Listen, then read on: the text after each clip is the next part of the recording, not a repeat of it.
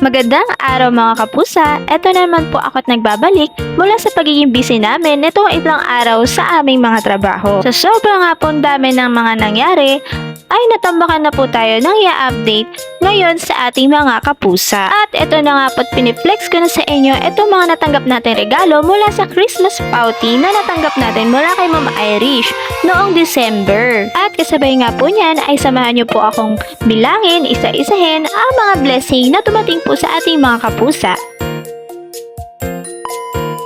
Siyempre, unahin na natin ito 2 cages na nakuha namin dito sa may NBBN na nakuha namin sa murang halaga. Kitang-kita nyo naman na sobrang happy ng lolo nyo.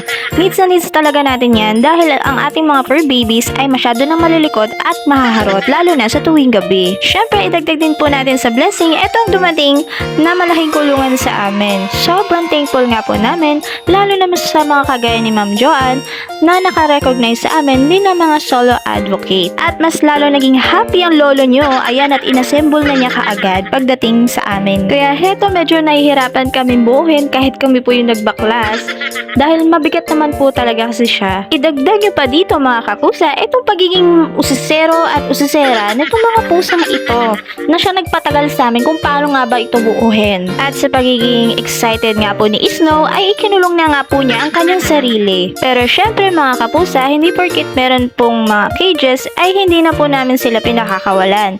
Needs na needs din po talaga ng mga fur babies natin na magkaroon sila ng time para maglaro or i-exercise ang kanilang mga katawan. Alam naman po natin mga kapusa na ang nature ng mga alaga nating pusa ay ang paglalaro. At eto nga po sa hinaba-haba ng aking idinadaldal dito ay nabuo rin po ang ating cage.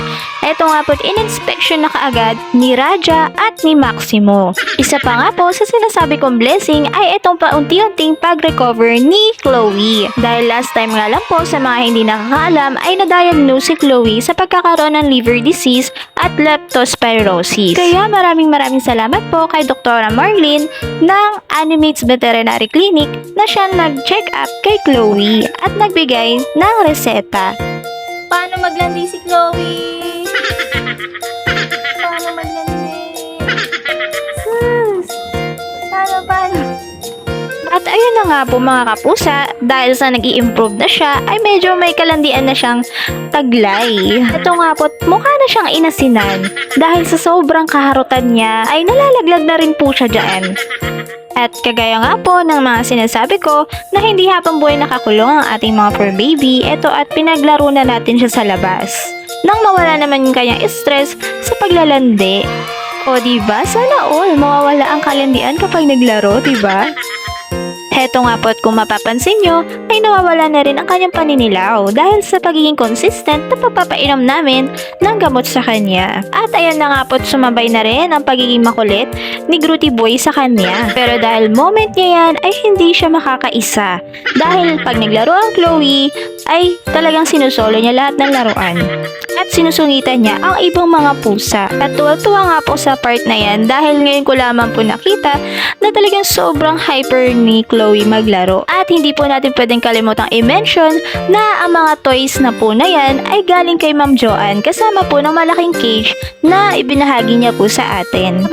Thank you Lods ka talaga sa mga natanggap namin blessing nito January. At sobrang thankful kami dahil nagiging malusog at masigla na ang ating Chloe. Sa tulong po ng ating mga anonymous donors na hindi nakakalimot tumulong sa mga kagaya po natin na solo rescuers. Syempre, isasama ko na rin po sa listahan ito pagkapanalo po ni Chiling Lee sa Dark Shadows Catery. Sobrang grateful nga po kami dyan dahil hindi po namin ine-expect na isa kami sa mapipili. At idagdag na rin po natin itong binigay ni Mama Ritea sa atin na 2 sako ng Kitty Diet. At isa pa po sa listahan, ito pagkapanalo po natin ng 3rd prize sa ABC Pets. Alam nyo ba mga kapusa na hindi na rin po namin ine-expect na isa pa kami sa mga mapabalad na mapipili. Pero iba talaga magbigay ng blessing si Lord. Talagang umaapaw. At hindi lang po basta umaapaw, siksik, liglig at umaapaw po talaga. Syempre, hindi po natin pwedeng kalimutan ang malaking pagpapasalamat sa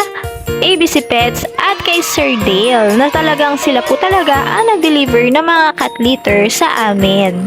Talaga pong dinideliver nila ang mga premyo ng personal. At ang last but not the least ay ang pagbabahagi ng 5 sacks ng Kitty Diet ni Ma'am Maritea. Mula po ito sa Pet Plus. Sobrang bait nga po nitong Lalamove Rider na nabook po namin dahil tinulungan po niya talaga kami na iakyat sa taas yung 5 sako ng cat food. Ito po yung mga Lalamove Rider na karapat-dapat na makatanggap ng malaki-laking tip dahil mabilis na po na i-deliver yung ating mga cat food.